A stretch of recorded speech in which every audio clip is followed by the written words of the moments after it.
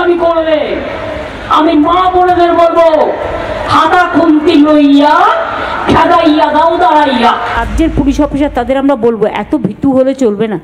মারপিট করতে বলছি না, খুন খারাপি করতে বলছি না, অন্তত প্রোঅ্যাক্টিভ হন, নাকা চেকিংটা ঠিক মতো করুন।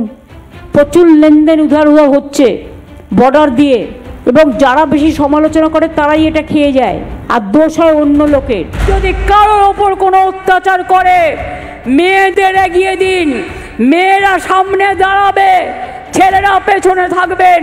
আমি দেখতে চাই মা বোনদের ক্ষমতা বড় না বিজেপি পার্টির ক্ষমতা বড়।